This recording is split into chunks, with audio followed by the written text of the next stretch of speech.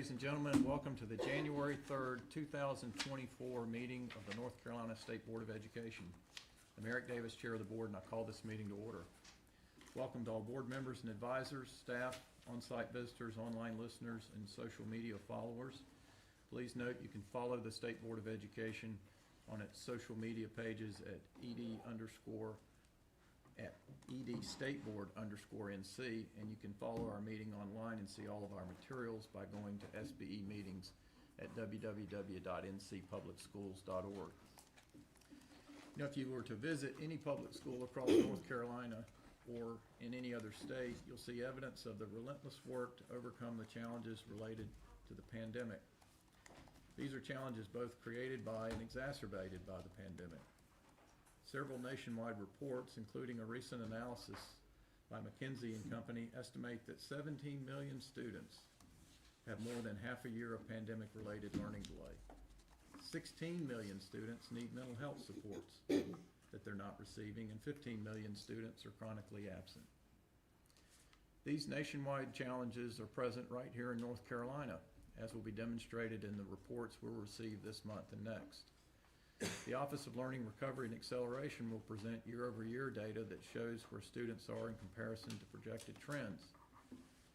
The Director of Accountability will report to us about the pandemic's impact on our 10-year ESSA goals, which were set ambitiously high prior to the pandemic and now appear out of reach.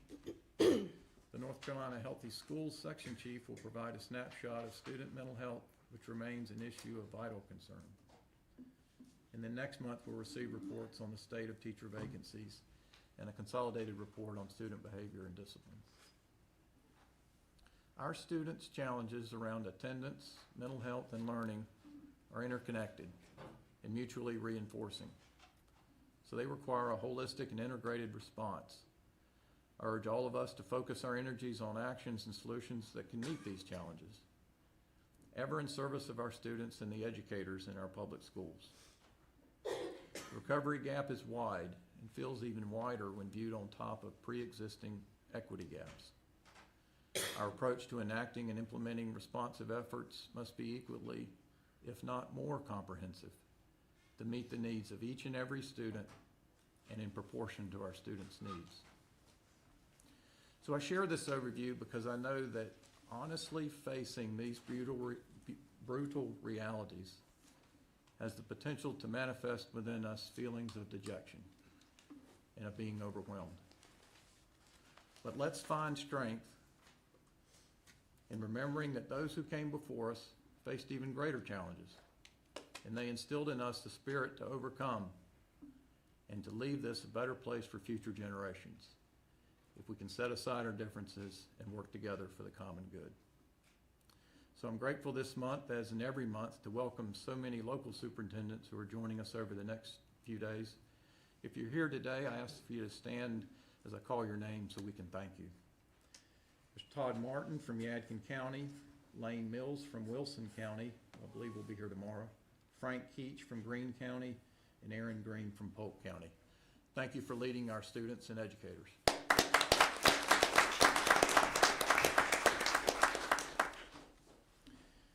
For our visitors and those listening online, today's agenda involves our board discussions on agenda items, and tomorrow's agenda is the official meeting date when the board will vote on its action items.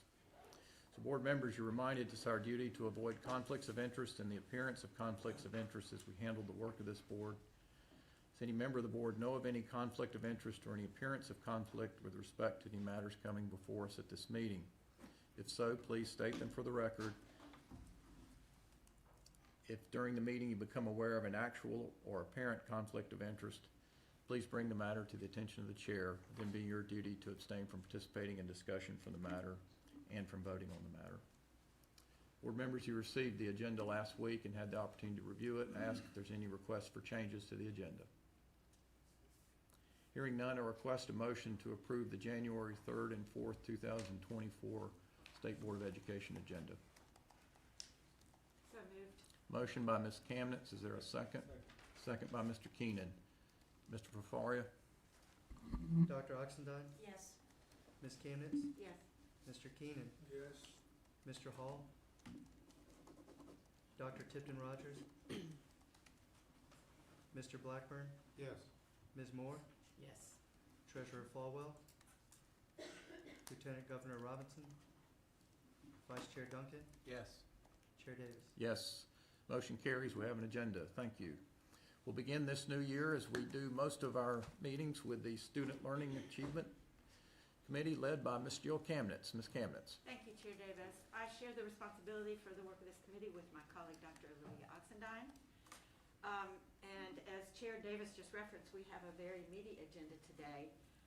Several items of new business that are going to be most enlightening. And we also have a very full agenda for the day and a tight schedule. So I'd like to ask all the presenters to please be as respectful as you can of the time that you've been allotted, and keep in mind that some of these items may spark some, well, that was an appropriate word for me to use, as you'll soon see why, some discussion amongst the board. So let's start off, as we always do, with standards update. Good morning. Thank you for allowing us to bring updates. So we're bringing updates per State Board Policy SUS 012. That is our revision process is in response to that policy. So there's a reminder of the policy. And then it is guided by our internal procedures manual, which is linked on this next slide. We'll start with world languages. World languages, the standards writing team met, and they are beginning their work on draft 2. Those surveys will be released in mid-January, and then they will close mid to late February. Next, we have arts, very similar to the standards writing team. We'll be working on draft 2. Those standards will be released a few weeks later than the world language, late January, and then close in late February or early March. Next, we have Hopeful Living. Draft 2 survey was released on December 14th and will close on January 14th. From there, the Office of Learning Recovery will organize the data for us, and the DRC will reconvene and analyze the data and create their report.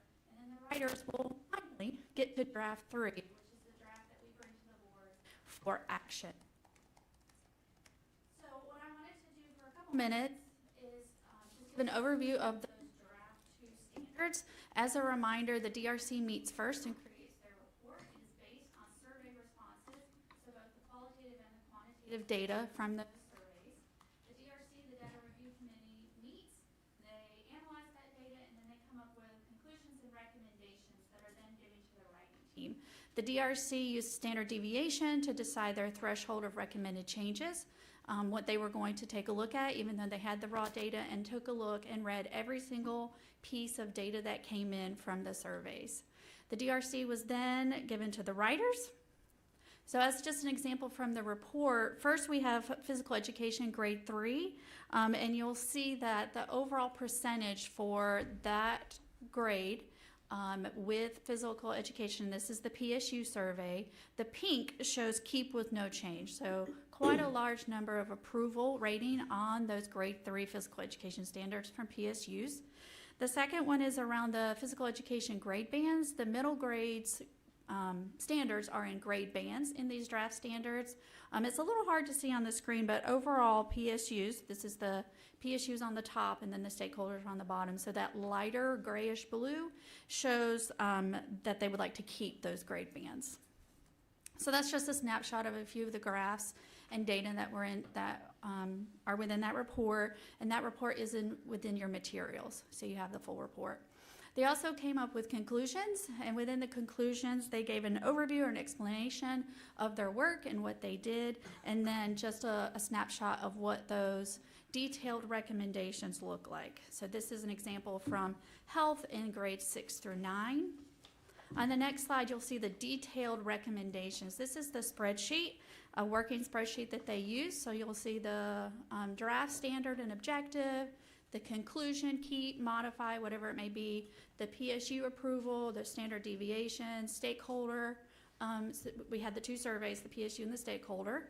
And so we have all that data there, and then notes. So this is just a way to keep all those notes in one place as they were going back to that raw data and those graphs from OLR. Overall, the trends and themes from this report show that the majority of the responses were in favor of keeping most of the content for draft 1. There were several changes depending on what the data said. There may have been changes to the verbs, may have been changes to some of the content, but overall, very happy with the standards. The majority of the responses support grade levels in middle school. There's data around that, and the national standards are moving towards grade bands. So they were looking at based in time, middle grades have for teaching, physical education, as well as development for those ages. And then the majority of the responses supported changing just the name of 2 strands, alcohol, tobacco, and other drugs, changing that to alcohol, nicotine, cannabis, and other drugs to kind of update those terms. And then interpersonal communication and relationships to interpersonal communication and healthy relationships to really emphasize that healthy relationships piece. So from there, the writers took that and they met, and they had a spreadsheet very similar to what you saw for the DRC. They used the DRC, the raw data, all the qualitative and quantitative, and then they came up with the proposed K-12 standards for draft 2, and these are just 2 snapshots. This is 4th grade. The strand is personal and consumer health. So you'll see PCH, and then their standard, and then you'll see those 4 objectives there. And then on the next slide is just a snapshot of health. No, sorry, switch it. So that was health. This one's physical education. This is 5th grade movement concepts. You'll see the standard, and then the objectives on this side, on the left-hand, on the right-hand side. So again, we have a survey that's out on these standards, and we are collecting data. This is our last survey and our last round of collecting data before we get to a final draft. Any questions for Dr. Day? Once again, we hear how many opportunities across the state, both with our stakeholders and our PSUs, there are to comment on these standards, and that we are listening carefully to what those surveys reveal. So, thank you. Yes, I think it's appropriate that we again thank Dr. Day. This is a lot of standards to be working at one time, and there's an awful lot of work going into it in the collaborative work that's being done. We want to be very thankful to you and your colleagues for all the work that's going into and for the leadership of the department to set this course to be on tap or on schedule with standards. So thank you so much. Thank you. Thank you, Dr. Day.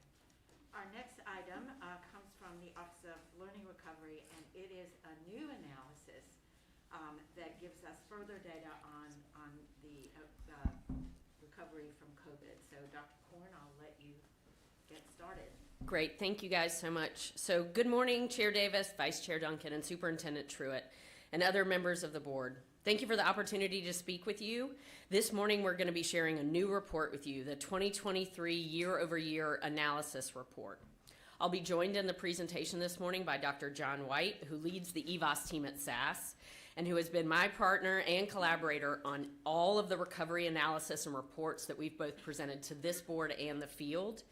Dr. White is here today because we are sharing the results of a new type of analysis, more sophisticated analysis of our standardized assessment data, and wanted to be sure he could be here to present the work that he led with his team over at SAS.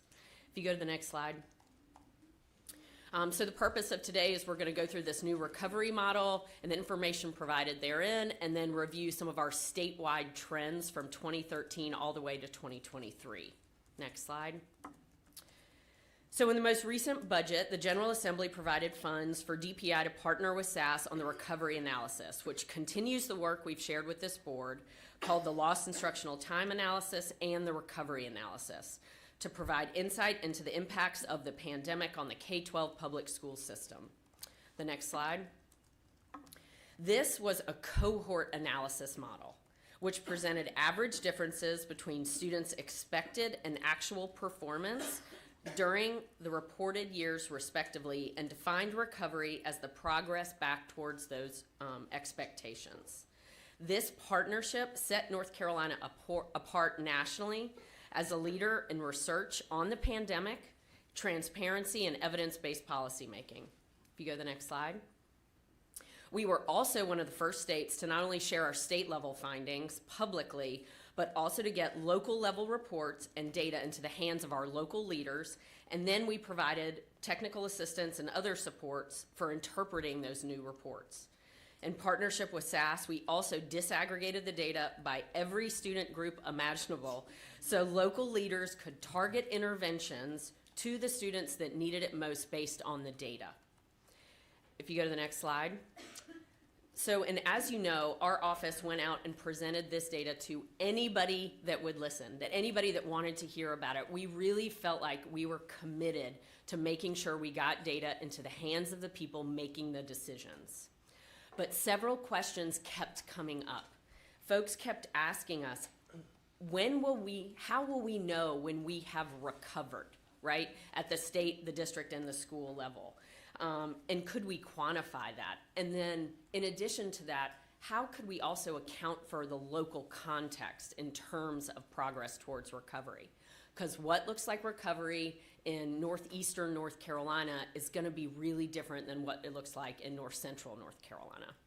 And so we worked really collaboratively, again, with Dr. White, with his team from EVAS, the EVAS team at SAS, and started to ask and bring back, and that was another really important part of this partnership, is we were able to bring information back from the field to statisticians at SAS. We said, no, we actually wanted the data cut this way. We got additional feedback from our superintendents that it would be really helpful to see it this way. And then these questions that kept coming up. And so the new type of analysis that we're going to be talking about today, this year-over-year analysis, addresses these persistent policy questions.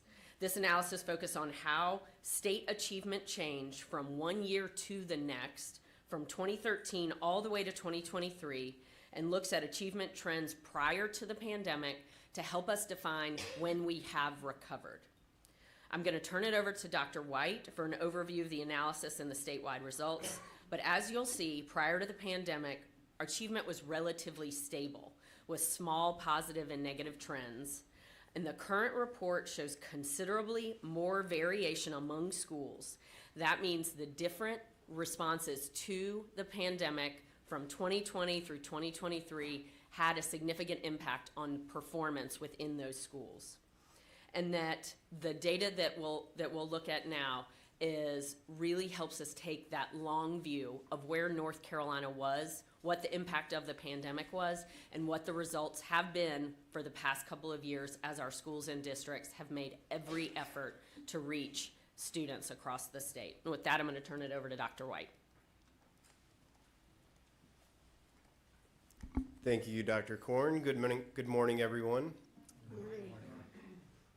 So with this year-over-year model, we're going to explain how it is a little bit different than the cohort approach that we were using to measure the pandemic impact and the subsequent recovery. But that is what the model is doing. It is measuring the pandemic impact and the recovery from that impact of the pandemic, specifically regarding student achievement.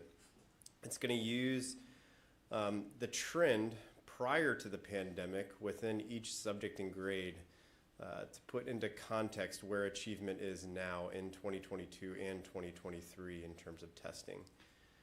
So those pre-pandemic trends is going to be an important component of when we talk through this data. We are also able to follow the students year over year by subject and grade. So with the cohort model, we actually needed prior test scores of each individual student to look at where we expected them to be in the future. With this analysis, instead, we are going to follow specifically, for example, third grade reading 1 year to the next to examine the trends of data prior to the pandemic and then look at where achievement is post-pandemic to see what it really looks like. With this model, there's 3 really important time points or aspects to everything. Again, and this will become a little easier probably to follow once we have a graphic up in a few slides. But first, there's the pre-pandemic trend. And as Dr. Korn said, we used data from 2013 all the way to 2019 to establish what that trend in achievement was across that span of time for each individual end of grade and end of course test in North Carolina. We create that trend line prior to the pandemic.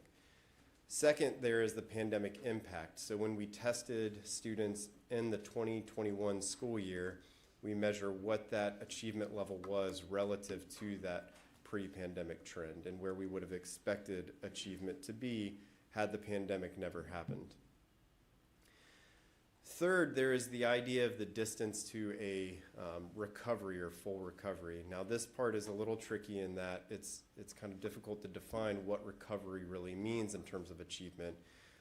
We have looked at two different benchmarks or thresholds to compare achievement to in 2022 and 2023 so that we can have an idea of whether the state is on track to recovering or whether individual schools and LEAs are on track to recovering. But we're really looking in this context at the achievement in both 22 and 2023 and comparing it to these benchmarks that we'll show. So this analysis does allow us to look at all of the different subjects and grades. Before, again, we had to have prior testing data for each individual student, so we were limited to looking at only certain subjects and grades for which we had prior pre-pandemic testing data for each individual student.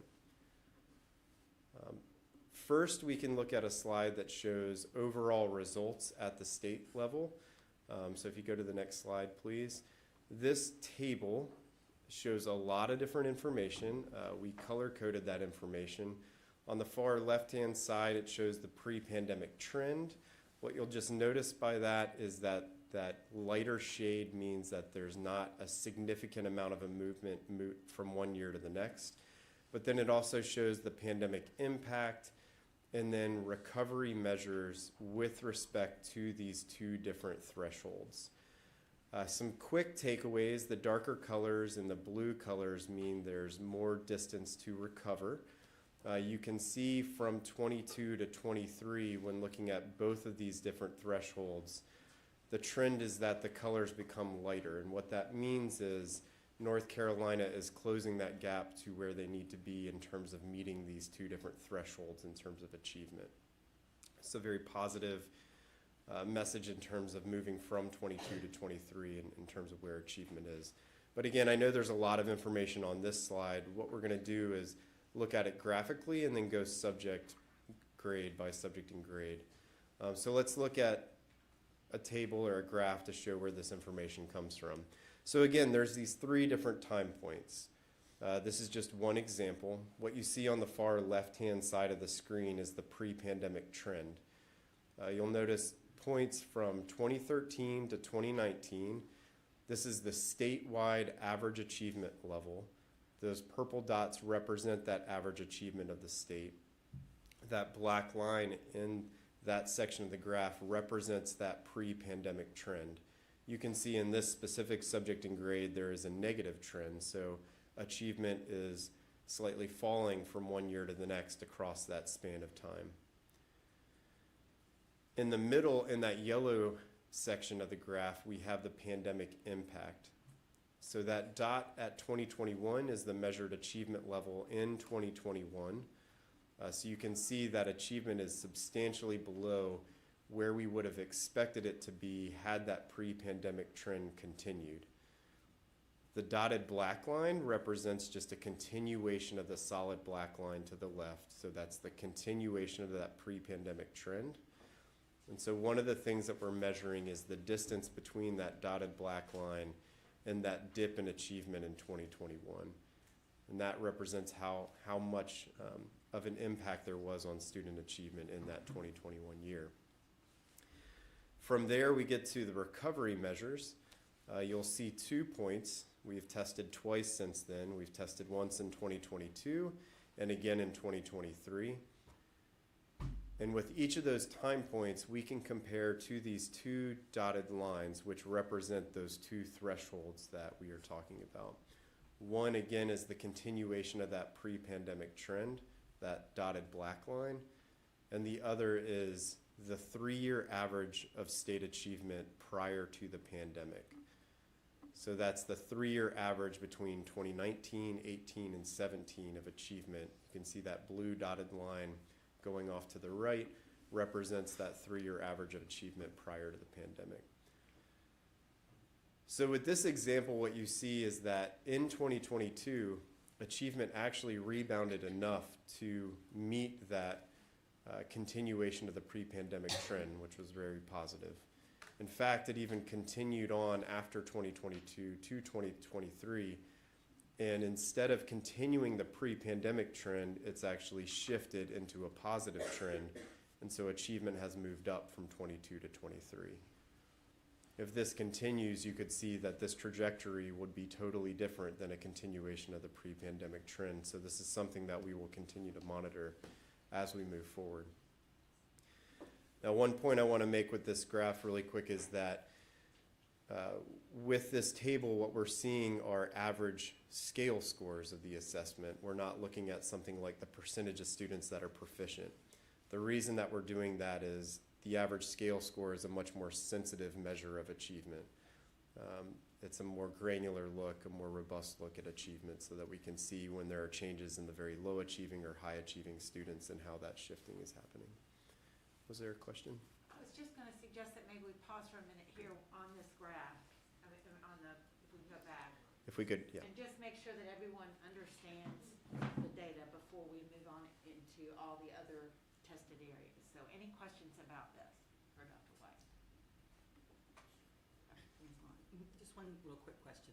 Is there any impact on the scale score as we look, I mean, it's a stable measure, I completely agree with that. But when the standards change Sure. and the tests change, is there a way to drop a little line or a marker in the years where that happens so that we have that additional context for what's happening, or should that not be considered? Oh, yes, we could certainly add a marker. So to remind everyone, the standards in reading changed in 2021 was the first year, and I believe it's in 2019 in math was the first year. And so to handle that, what we did was look at prior years of standards changing in reading. So there certainly is a caveat in reading that the standards changed at the same time that the pandemic happened. And so it's confounded. There's not much we can do about it. However, if you look at prior standards changes in reading, the average scale score, the second two digits don't really change too much from the year across the years that the standards changed. And so we really didn't do anything about that in reading other than put everything on the current scale, which just meant add 100 to all the test scores prior to 2019. If you're familiar with the test scales in North Carolina, that hundreds digit is the test version number, and so that value will change across a standards change. But that allows us to look at it visually on the same scale at least. It's a little bit different in math. So in 2019, from 2018 to 2019, at the state, the standards changed in math. And in math, there is a subsequent drop in those second two digits of the scale scores. We accounted for that drop and reflected that in all the prior testing data as well to put the values on kind of as if it was always tested with the new standard. It's not a perfect way of looking at this information, but I would argue that the size of the impacts of the pandemic and the subsequent recovery still stand on their own regardless of those version changes. But fair point and something that we can look at. Any other questions for Ms. Vaughn? Okay, thank I you. have one. Oh, I'm sorry. So we're looking at scale scores across an average, but we've talked a lot post-pandemic about the disproportionate impacts the Yes. pandemic had on different socioeconomic groups, demographic groups. Have we at all disaggregated that? I mean, obviously it's good to see a rebound on the average because that means as a whole we're coming up, but do we still have groups that are lagging while others are accelerating forward at a greater rate? Well, I will say that we are creating these measures for every individual school. This model is built on a model that models everything at the school level, then aggregates it up to the state. Obviously, there's a wide range of kind of demographic and socioeconomic makeups at the school level so that we can look at the school level results and compare those to things like the percentage of students at those schools that are economically disadvantaged versus some of these distance to recovery measures to see if certain types of schools are having a better kind of recovery or closing of that distance than others. And we have had some discussions about, at least at the state overall level, looking at some of the student groups as well. But going down to the individual schools and the student groups, the groups get fairly small. And because this model is looking year over year at students, the students are different from one year to the next since we're looking at the same subject and grade. The other methodology that we use, the cohort model, where we took into account, an individual student's prior testing history, that allowed us to look at the individual student groups in a much better way because we could control for that individual student's prior testing and then disaggregate the data by the student groups. Thank you. I think that was a good time to get those questions out as we move forward. Absolutely, yes. Please feel free to ask questions. The next slide just shows some summary level data for each of these subjects and grades that will be available within the report. They are the number of schools and number of students included in the analysis, and then also a percentage of students that are proficient, just to give everybody an idea of what that data looks like. We know that a lot of folks are looking at the data in terms of percent proficient more often than average scale scores, so we did want to have some of that available as well. But as we go to the subsequent slides, we have each individual subject and grade. The first subject and grade that we were looking at, I should have stated, was third grade reading. So that certainly is a bright spot where third grade reading has rebounded or recovered to that pre-pandemic trend. That's a very positive story, very positive subject and grade. You can see across the grades in reading, this is grade 4, that there is a similar negative trend prior to the pandemic. Achievement tends to be going down from one year to the next. There is definitely a pandemic drop in 2021 and then a subsequent recovery in pretty much all of the grades. Obviously, some of these grades still have more room to go, more room to recover to reach those two different benchmarks. So some of those increases in slope in 22 to 23 are greater than others for some of the grades, but still very positive. One other thing just to remark on, in all the grades in reading and in math, what you'll notice is that the slope from 22 to 23, or the change from 22 to 23, is more positive than what the pre-pandemic trend was. So things are in a better direction in general in North Carolina from 22 to 23 as compared to prior to the pandemic. So there's grade 6 reading. You can see that negative slope on prior to the pandemic isn't quite as much as some of the other grades. If you keep going to the next slide, reading grade 7. Again, what you'll notice there is that from 22 to 23, things are relatively flat. However, prior to the pandemic, there was a pretty negative trend in achievement over time. And then reading grade 8. So once we move to math, what you'll notice is there's a flipping of the prior trend prior to the pandemic. Now we have a positive slope in some cases, maybe something more around flat, but in grade 3, for example, you see this positive slope. One thing to notice about the positive slope aspect of this analysis is those two thresholds kind of switch places, right? The pre-pandemic continuation of that trend, that black dotted line is now above the dotted blue line. In math, there was more of a pandemic impact. You'll see a greater drop in achievement in 2021, but you'll also generally see a greater amount of recovery from 21 to 22. So a greater drop in 21, a larger bounce back in 22, and this trend continues to be positive from 22 to 23 in most all of these grades. Again, a more positive slope from 22 to 23 than we were seeing prior to the pandemic, so a positive outcome there. There's grade 5 math, grade 6 math, grade 7, and grade 8. Grade 8's a little bit different in that there's a negative trend instead of a positive or flat one prior to the pandemic. So that those results are a little different. I will just acknowledge that we did take into account the policy change of students who were taking Math 1 now no longer having to take the 8th grade math EOG assessment. So any student that took both of those assessments in years past prior to that implementation of that policy were removed to make a comparable set of information across time. All right, and then from here we go to science. Science has a fairly positive trend prior to the pandemic, and also a fairly large pandemic impact or fairly large drop. Subsequent recovery, still some room to go there.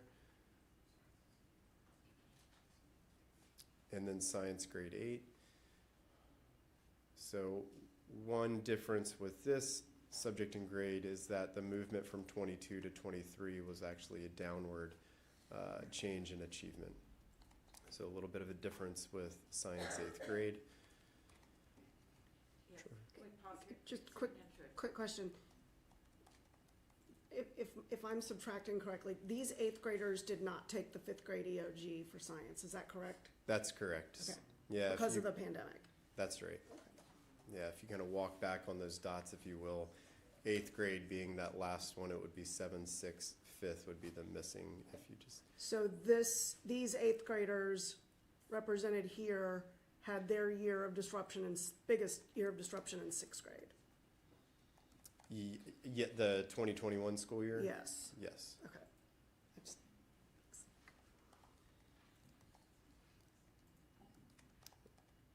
All right, if we go to the next, we will go on to end of course. English 2 looks, yes. Sorry, that comment prompted a question. Have you been able to ferret out whether the biggest impact was losing out on the remainder of the 2020 year as opposed to, or is the biggest impact in the 21-22 school year? I said that wrong, 2021 school year. Have you ferreted that out, that distinction? No, not entirely, I would say. I mean, these are some of the things that were looked at with the cohort model in terms of closing, but I guess one thing to say is we know that there was different impacts in terms of schools and a lot of variability. I assume most schools in the 2020 school year all kind of closed at the same time and were out for the same period of time, and then there would be much more variation in terms of schools opening back up in the 2021 school year, and because we see a lot of variation in the impact at the individual school level, I think it'd be intuitive to think that that 2020-2021 school year is the one that has the variation at the school level that ultimately would be driving a lot of that change and impact. Okay, so for the end of course test, English 2 is certainly one that looks very different from all the rest. You can see a negative trend prior to the pandemic. However, the achievement in English 2 in 2021 actually went up as compared to where it was prior to the pandemic. And so it's kind of hovered maybe up and down a little bit from 21 to 22 to 23. However, it is above both of those benchmarks. Interestingly enough, you know, we've seen this trend actually occur in some of the other states that we're working with. So there just might be something very different about the high school English tests with the impact that the pandemic had.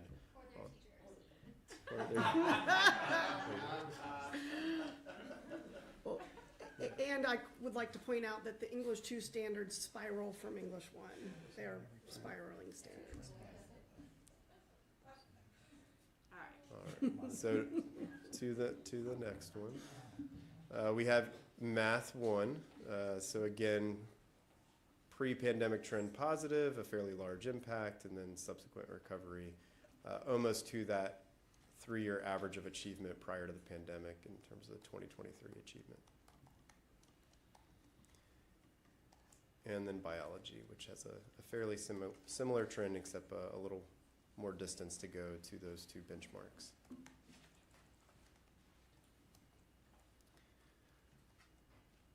Yeah, so I will pass it back to Dr. Court, unless there are other questions.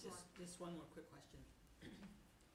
The left-hand side range for the scale scores Yeah. goes from 2 to 4 points to 9 that points, depends on the grade level and the test, and so that gives a very different visual representation than if you used, at least within a subject area, a consistent scale score representation. So I don't know what kind of a difference that makes except for how it looks. Yeah. But I just want to point that out because I think that, you know, when you're only comparing a scale score that's a difference of 2 to 4 points versus one that's 9 or more, that it makes a difference in what the graph looks like. Absolutely. And one thing that I didn't really get into, that summary table at the very front is all in a standardized metric referred to as an effect size scale. And that will allow you to make comparisons across all the subjects and grades, regardless of the subject, in a much more comparable way. So now that you can kind of visualize what this information looks like, you can look to that table to understand how large was that actual pandemic impact and what are those actual distances back to those two different benchmarks, and gauge whether or not certain subjects and grades have more room to recover than others. Dr. Korn, you gonna close us out? Yes, ma'am. So, well, and honestly, speaking to your point, that's a conversation we had. We looked at it both ways. I cannot tell you guys how many conversations we've had about these visuals and how they could best represent, because we're trying to balance quick interpretation with like an overwhelming amount of data, and wanting to make this information, even though it's very complicated statistics, easy to understand for teachers and parents and board members and principals all over the state. One thing I wanted to note is we very intentionally created graphs that had two different benchmark lines, because as we were looking at, and Dr. White mentioned this with the different slopes, if you are on a negative trend line, one line is headed in a generally positive direction, 3-year average might be generally down. We wanted that conversation to happen at the local level. We wanted to give every single district an opportunity, and charter an opportunity to have that conversation, that for them, what did recovery mean? And I had an opportunity to talk to 2 different superintendents one day about this report. We were kind of doing some gut checks on the graphs, and they found it enormously helpful that we didn't make a strict decision for everybody across the state, that we left that decision up to the locals, and to have those conversations with their local communities about, for them, what defined recovery. Was it their past, because they were doing very well the 3 years just before the pandemic, or historically they had been doing a really good job in math or middle grades math or whatever, and then also providing them the state average too. So really trying to help our districts and charters and the state be able to use data to make decisions that were best for them, is kind of what the rationale was behind that. And so just quickly, as we, and I just thought this was such a powerful way to look at the performance of the state over the past 10 years. It really allows you to see what we were doing well in, where we needed to focus, and in an instant, be able to see what the impact was of the pandemic on students all over the state. But really giving us this opportunity to celebrate the early grades literacy and math progress that our teachers and our principals and our schools are making. We know, and this was something we heard in my first conversations out in the field, to focus on target and evidence-based middle grades reading and math intervention. This has been an issue in this state for many, many years, and the pandemic really just kind of put a spotlight on that. And as a state, we need to kind of recommit ourselves to what's going on in our middle schools. We really do want to explore promising practices with STEM initiatives around the state about workforce connections to science, and kind of focusing in on that and helping these folks that are just finished 8th grade, they're going into high school, and how those high school science content and courses really help them prepare for work and college after they graduate from our high schools. Hopefully this all, as a state, helps us have this renewed commitment to using data to drive these evidence-based interventions and collaborate with external research partners to understand what's going on in our state. And then just one more slide to close us out is about next steps. So today we're releasing this state year-over-year report. We will, in a couple weeks, be sharing a charters-only report and a district-level year-over-year report for 2023 with the field. And then the Office of Learning Recovery is taking the show on the road. We are going to be in all regions of the state. We're going to be doing charters-only, hands-on sessions, day-long sessions with this data, and then coupling that with an ROI dashboard, really helping local leaders think about how they can take this data, look at what has had an impact at the local level, what they've invested in, to really help drive those final decisions around use of ESSER funds. And we're going to continue to partner with the EVOS team for a 2024 year-over-year analysis, and also to help us think about how we might use this type of partnership, this type of analysis, to look at other trends in schools across the state. So appreciate your time and attention this morning, and hopefully this provides a good overview of where things stand. Thank you, Dr. Corn. And Dr. White, I let you get away without a proper thank you for this partnership and the richness of this data. And I think it's going to be so helpful to our PSUs across the state. And glad that we're going to see you again next year, I hope, when we get this for 2024. So thank you again. And we may have some questions, so maybe Dr. White, don't sit down. Dr. Johnson. Yes, thank you very much. Very enlightening and just stimulating discussion, the data piece especially so. I'm wondering, we tend to talk about recovery in terms of academic achievement, but I wonder if you've given any consideration to other indicators of recovery, such as going back to the opening comments of the chair this morning, highlighting the still a glaring problem with student attendance. I wonder if the discussion of recovery could include something like attendance and maybe some other indicators that we are missing. Short answer is absolutely. The issues with chronic absenteeism, not just in North Carolina, but nationally, continue to persist. I will say that in addition to this partnership that we have with the EVOS team on this analysis, we've also got that partnership I've talked to the board about before with it's 20 different research studies with 14 institutions in North Carolina as part of the Research Recovery Network.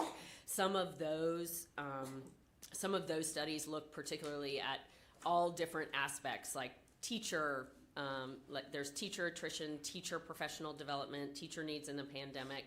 There's chronic absenteeism. There's use of dollars at the local level with ESSER. And I certainly could come as the findings from those studies emerge. We certainly would be happy to share that information with the board.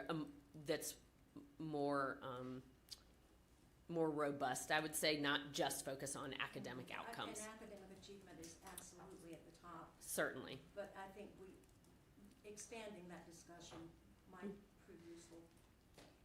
Mr. Keenan, did you have a question? Oh, okay. Anyone else? Superintendent Short. I want to, first of all, thank Dr. White for reminding me why algebra is so important, because looking at the slope is taking me back to Algebra 1. I just want to acknowledge not just this partnership, but also Dr. Marr, who was the first executive director of the Office of Learning Recovery before he became a deputy. The purpose of the Office of Learning Recovery was exactly this. The impetus was to collect data, to leverage our state's incredible amount of student-level data based on our collection of testing history for all students, to create this first of its kind report in the nation. Others followed. But I want to make sure that the board understands that these reports have been not convenience studies, but population studies where we are looking at individual student level data. Most of what people were reading about during the pandemic were not student level data. Everything was in the aggregate. and dealt with a lot of averages.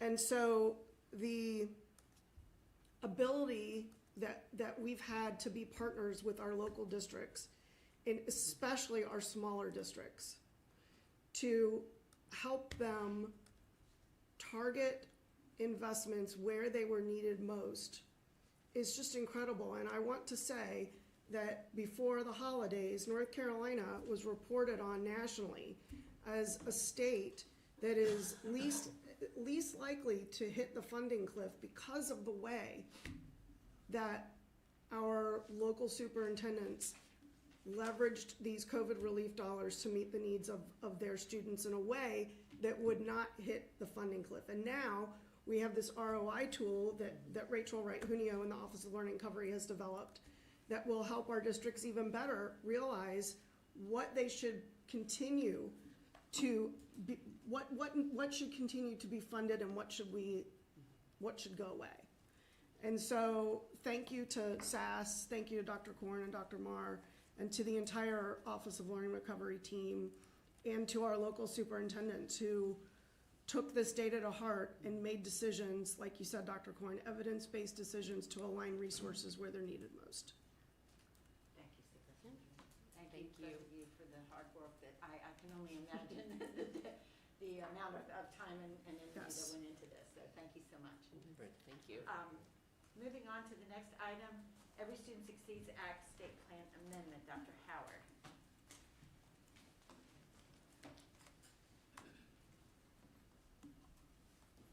Thank you, Ms. Chemnitz, and good morning. So today we're going to follow that presentation with more discussion about the change that occurred with the pandemic in North Carolina and looking at the context of our Every Student Succeeds Act state plan. Now that plan was implemented in 2017-18. And one of the focuses of our conversation this morning is around what we refer to as the long-term goals. So that is a requirement of that ESSA state plan. And when we did the plan, we based the 10-year trajectory of a long-term goal at the state level and at the school level on the 2015-16 data. So we are a long way away from 2015-16 data. So just to give us a few more reminders to set the context, in the 2019-20 school year, we'll recall that we did have a waiver from testing and accountability. We had a waiver from accountability in 2020-21, and testing and accountability were fully implemented in the 2021-22 school year. We did shift forward by 2 years those long-term goals, beginning with the 2021-22 school year. And that was recognizing the changes you've just heard of the test data during the pandemic and trying to make those long-term goals and those interim progress targets more attainable for our schools and at the state level. So we've been having conversations internally with our Office of Federal Programs who take all of this information from the ESSA state plan and offer support to our schools across the state. And we also have had a conversation preliminarily with the U.S. Department of Education that has to approve any change to the ESSA state plan, just to ensure before we came to you that they were open to the conversation of making some of the changes that we're suggesting. So just out of curiosity, Dr. Howard, are they hearing from me? We're not alone in this, I would assume. We are not alone in this. That's an excellent question. There are some other states as well. And I think part of that is there's twofold here. One is the pandemic and the impact on all of our data across the nation. And the other is going back to the implementation year and realizing that we've all learned a great deal more about the federal expectations of that ESSA state plan. We've learned more about the law. We've learned more of what other states are doing. And so I think even without the pandemic, we would probably be having some version of this conversation anyway at this time. So just as a reminder, when we talk about the long-term goals, there are several here: grades 3 through 8 reading, so that's combined, grades 3 through 8 mathematics, high school reading, which is English 2, high school mathematics, which is NC Math 1 and NC Math 3, and the 4-year cohort graduation rate, and the English learner progress. So again, just to recap, that the impact of the pandemic has made it so that we have very few schools and as a state level meeting those interim progress targets for that long-term goal, even with that 2-year forward movement for that trajectory. And in fact, in the most recent school year, we only had at the state level one subgroup for one of those long-term goals, and that was the cohort graduation rate. The Asian subgroup met that interim progress target. And you can see we have a chart here that shows before the pandemic, the number of targets that were being met, beginning with 2017-18, and then looking at the 2 most recent years with the pandemic. And we can see, and we'll acknowledge here, of course, that even in 2017-18, we were not meeting those interim progress targets overwhelmingly, even at that time. The challenge in implementing interim progress targets in a long-term goal is meeting that balance of having them attainable, but also have them aspirational. Because of course, we have a history in North Carolina of holding our students and our expectations of ourselves to a very high standard. So that brings us to our recommendation that we are working on is to come back to you in March with a recommendation for new long-term goals with new interim progress targets. But we still have some outstanding questions that we'll be working on in the next several weeks before we come back to you with a more defined recommendation. One of the questions is how many years for the long-term goal? We are not held to have a 10-year. That is what we did with the initial plan. We could have a 5-year, we could have a 3-year. It is up to this board as to how many years for that long-term goal. What year to set as the baseline? And we, of course, are looking primarily at the most recent 2 years. Do we go back 2 years? Do we use 2022-23? We'll have more information and a more solid recommendation when we come back. And then what is the expectation of the interim progress targets? That's really the percent change from each year, from 1 year to another year. And that is critical because, again, as we looked at some of the trend data that was just shared with us, we see that really historically in the most recent years, past 10 years, we're not seeing a significant change in achievement data from 1 year to the next. So in order to meet those targets, we have to keep in mind what is a reasonable, again, aspirational but attainable increase in achievement from 1 year to another. Now, while we are going forward with considering an amendment to the ESSA state plan and focusing on the long-term goals, we have some other issues that we'll be bringing back to you as well. One is aligning the identification year and the exit year for the comprehensive support and improvement schools and the targeting support and improvement, additional targeted support schools, which is another whole category. And this is really one of those lessons learned. When we wrote the ESSA state plan, the input at that time and the focus was on having a stagger year, if you will, from identification to exit. This is really a lessons learned and really with strong conversations with our colleagues in federal programs that this has not really worked out quite as well as we had hoped it would. And we think it would be more beneficial to the schools and the districts to align the identification in the exit year. We also are considering modifying the current exit criteria for CSI and TSI schools. North Carolina has a very large number, particularly of identified TSI schools, and it sometimes is very difficult for schools to show that they have met criteria to exit. So again, lessons learned, learning from our colleagues in other states, learning more about the federal law, and just being reflective of having this plan in place for so many years and input from many of our colleagues across the state. We feel like it is an appropriate time to stop and to consider possibly changing some of that exit criteria. And then lastly, affecting a small number of schools, but if it affects one, it's important, are our K-2 schools. Our K-2 schools inherit, if you will, the identification of the school where the majority of their students feed into. This sometimes becomes difficult over time because those schools change their populations. So we have a few K-2 schools who are feeling very frustrated at their ability to exit their designation status. So that is why you see this on the list as well. So our next steps is to gather input from our stakeholders and draft an ESSA amendment. We are scheduling a statewide webinar with our colleagues across the state on January 25th.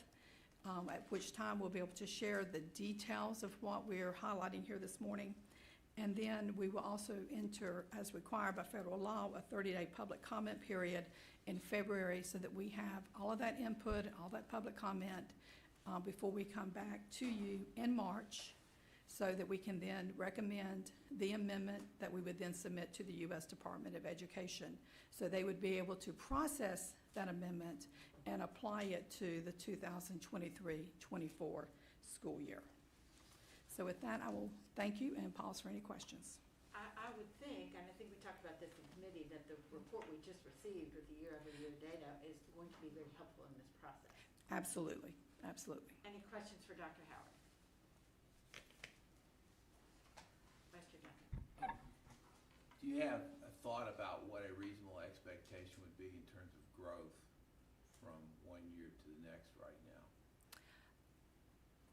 I would not want to be held to it, but I would say more in the range of maybe around 1%, maybe less than 1%, maybe a little bit over 1%. I think now our increase is more in the 2 range. And that's hard, because it's hard, particularly if we were to come back and recommend, 0.5 or 0.8, right?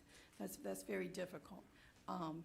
But nevertheless, if we look at the historical data, it is, it supports that we're not seeing 3 and 4% change over time from year to year. Thank you. Thank you. Other questions? All right, and as always, we are going to get input on this from across the state, and then we will look forward to seeing you again in March on this topic. Absolutely. Thank you. Dr. Howard. The next item is pattern for reaching and impacting students in math, or PRISM grant, which was recently received, and Dr. Aiken, you are going to give us this good news. Yes, ma'am. Good morning, everyone, and Happy New Year. And I want to thank Ms. Kamnitz. Actually, I get to come up and talk good news to start the 24 year and to share a little bit about an opportunity that we got just prior to the end of 2023 in the form of a multi-million-dollar grant from the U.S. Department of Education, specifically for math. So a little bit of background on kind of the why behind this.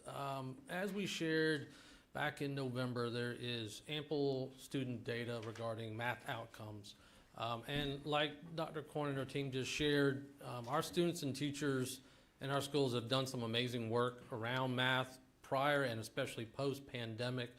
However, we really can't point to a time where we could say that every student, especially coming out of middle school, was ready for high school math and certainly post-high school math. We also know that, as was pointed out earlier, that the pandemic did not equally impact all students. And there are certainly students that were already struggling with math, and those students have been even further impacted. And that's true in a number of groups, but rural areas is certainly one of those.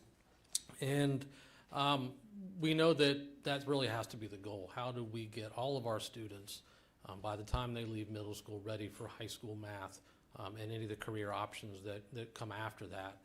So that was the driving a focus. The other one certainly was in providing teacher support. We've been able to greatly increase the support for teachers in the area of literacy. And we came across this opportunity and saw a chance to pilot maybe a way to do that same level of support when it comes to math. And especially, when you think about the uniqueness of being a rural educator, when a lot of times you may be the only math educator at a certain grade level, or if you're at a high school, you're the only one at that high school. And we were looking for an opportunity to build a cohort structure that could support some of the unique aspects of those teachers. And just to sort of borrow a little bit of Superintendent Truitt's words, we know that if we can make some of those impacts in the rural areas, then we know that those impacts, especially early on, compound themselves in a positive way as that student goes through their math learning careers, and then how that impacts later on. And so those two things together kind of provided a real impetus for looking at this possible grant.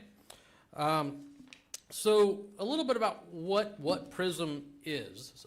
So as it said, it stands for Patterns for Reaching and Impacting Students in Math. It's a 5-year grant, specifically from the U.S. Department of Ed in an area of grants called Educational Innovation and Research, and that's kind of important. I'll go back to that in a little bit. It is a partnership between the Department of Public Instruction along with Carnegie Math and West Ed, and I'll highlight in a little bit kind of what each of the partners is going to be doing. We hope and expect to be able to reach as many as 300 of our educators in rural areas, specifically in 4th grade, hopefully impacting as many as 7,000 students in this pilot program. I do think it's worth mentioning there were actually 266 grants submitted for this particular type of grant. Only 45 were awarded, and we were one of those. And in fact, actually, this particular grant was specifically called out when the Department of Education released its press for the way that it was written and how we were hoping to move forward. So I think that sort of speaks to the quality of the grant. Really, there are two main goals that we have. Obviously, one is increasing student outcomes, growth and proficiency for our students. That's number one. And then number two really is trying to make sure that the teachers receive that kind of individualized support. And I'll talk a little bit about, I think, what we're excited about. We talked a little bit about the rural. I do kind of want to mention the reason for 4th grade in particular. So there are a couple things. One is we really wanted to go as early intervention as we could, knowing that the earlier that we can change that student's math career trajectory, and as they are interested in math, the better. However, one of the things that we had to have was a consistent math data point prior to any students that would become a part of the grant. And the earliest one that we could find that we felt pretty much guarantee almost any student would participate in was the 3rd grade math EOG. The other one was that we wanted an opportunity to make sure that we then not only follow them for that 1 year, but then the next year. And while not every single school in North Carolina is K-5, certainly the vast majority of the time the students that are in 4th would be in the same building as 5th. And then the last one literally is sort of scale.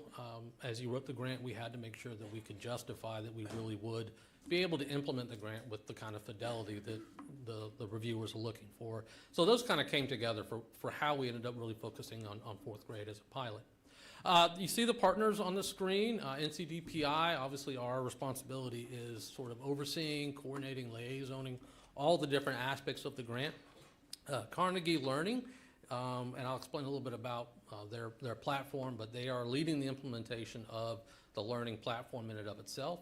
Part of the grant, you had to have an external evaluator.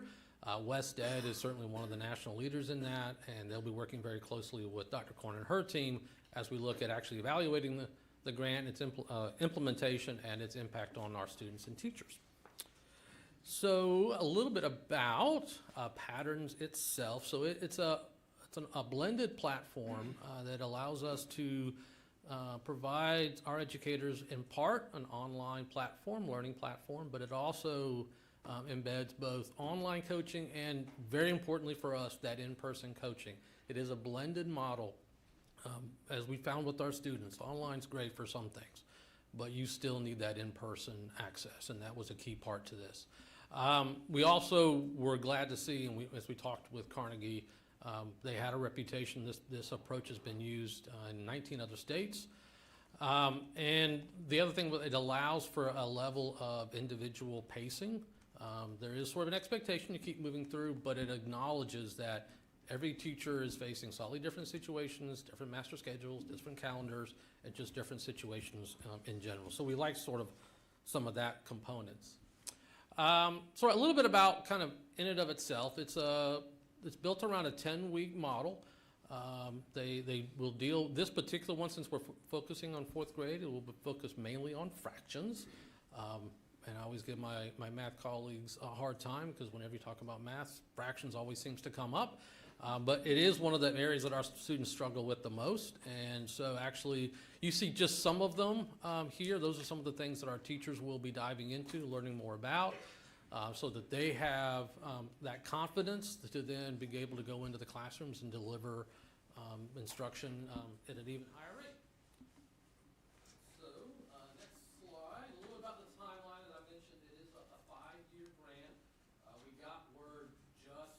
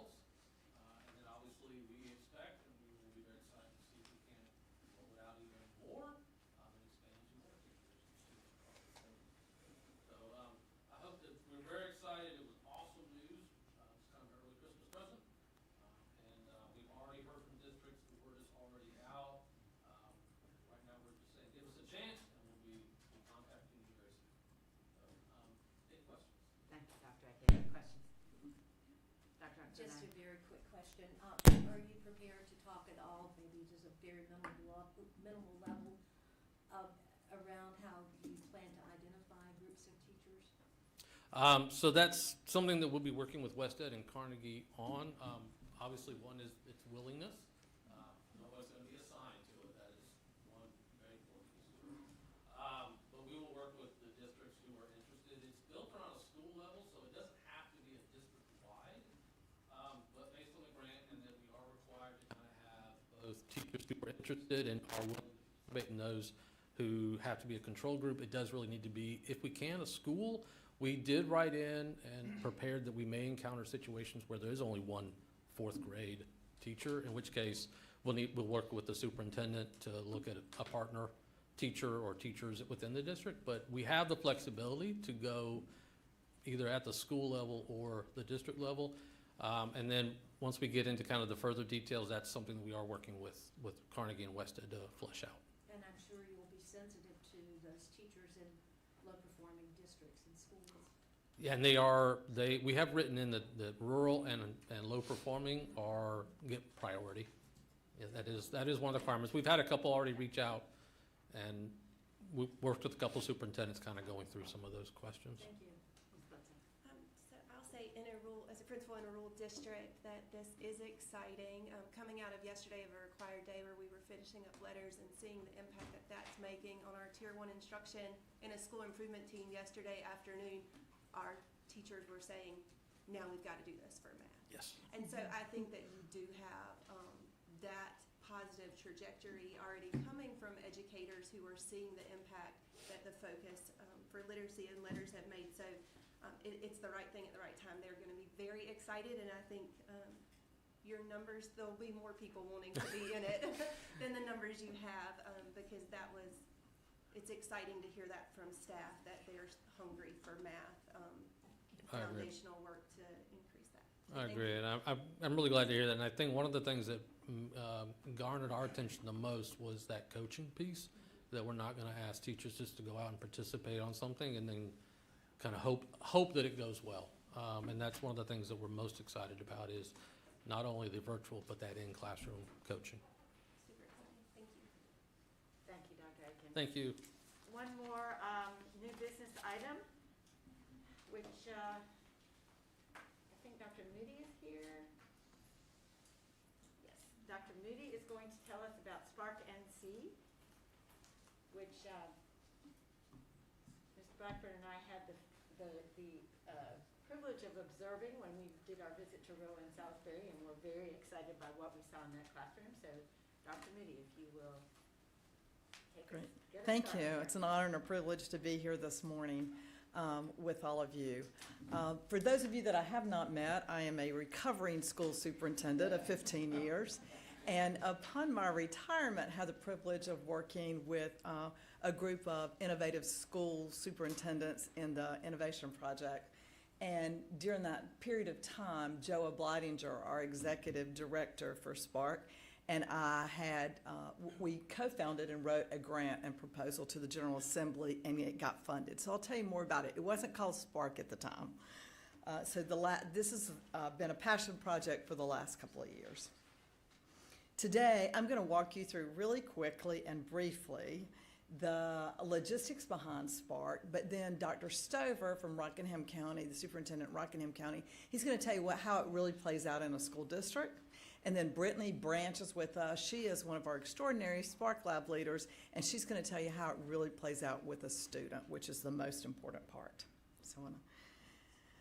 We begin with trying to imagine what it would look like in this future for our students in a world that's completely been transformed by technology, and how daunting that is to students.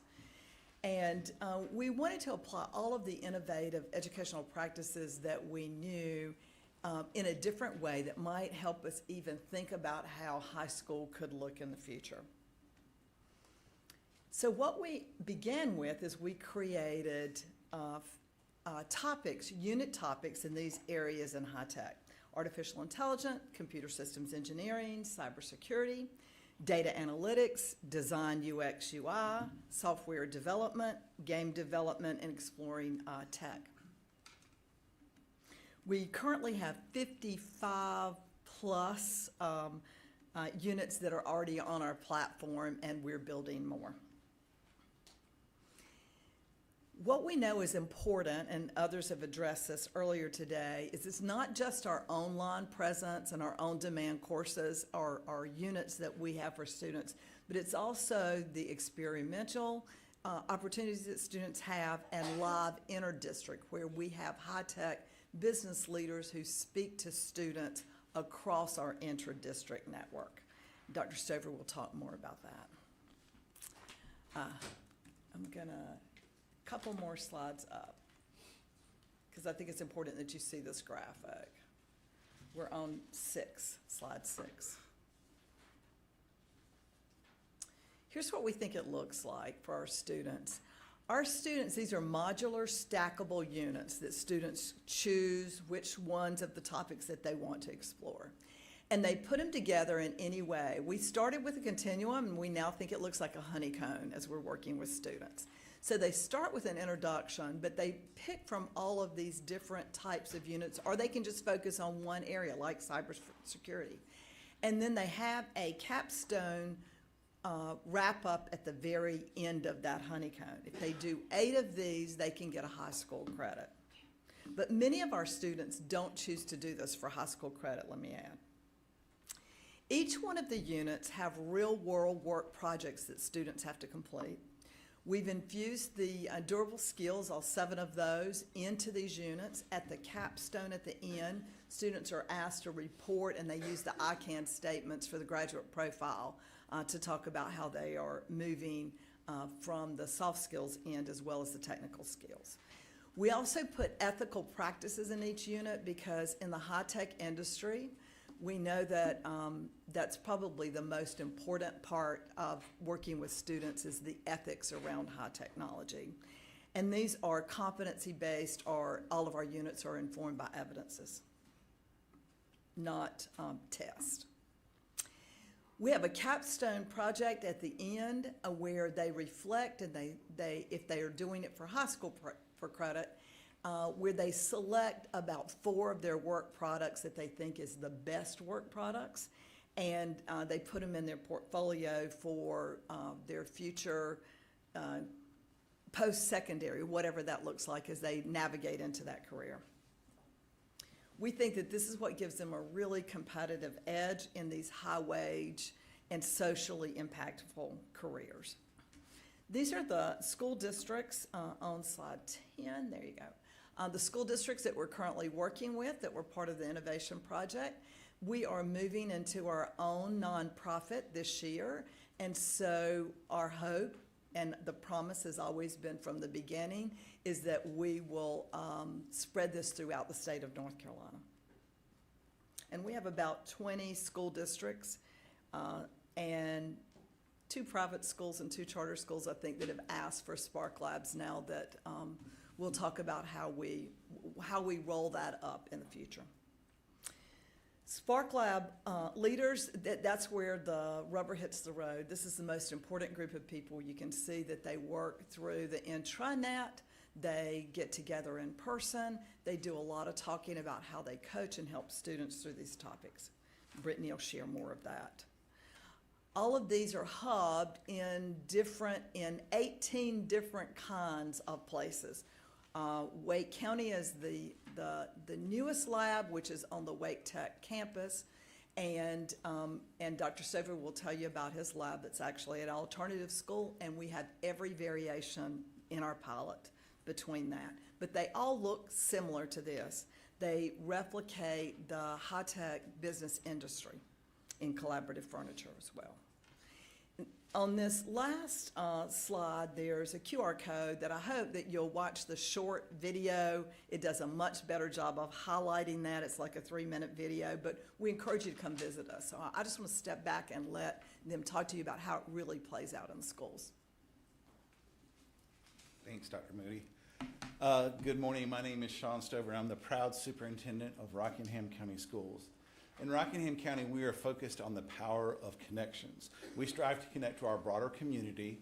We want to ensure that our initiatives and efforts are coherent and connected, But most importantly, we are driven to ensure that when our kids graduate, they are connected to the world of work they will find, not what we are currently experiencing, but they will find in the future, inclusive of the world of work.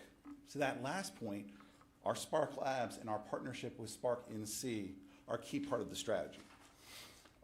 There are three things that I think that make this partnership a powerful connection for us.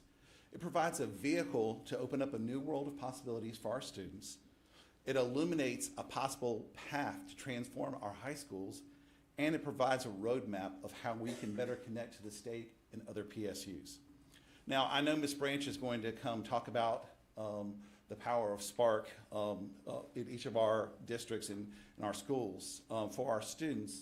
So I'm going to focus on the last two, but I would be remiss in not doing my job as a superintendent if I hadn't do a little bragging. We have opened up our first lab, and I do say first lab, which is housed at our Alternative Learning Center, where the idea of sparking students' interest is alive and well. The access to the lab and the modules is shifting these students' mindsets from thinking they are less than to seeing the possibilities that they have in the future and actually connecting more to education in school where they were disconnected before. In fact, this initial success has influenced us to open up 2 more Spark Labs at 2 of our comprehensive high schools this year, with the remaining 2 next year. So I guess you could say we're quadrupling down on Spark. However, I want to focus on 2 less obvious benefits of our partnership with Spark NC. First, I believe the concept of Spark starts us down the road of re-envisioning how our high schools work. The design of the labs provides powerful components that I believe are key for high school reform. First, the lab acknowledges and honors the skills our students bring into high school that often go unnoticed with our traditional design. By providing flexible units, as Dr. Moody alluded to, that are self-paced and allowing them to have that power of choice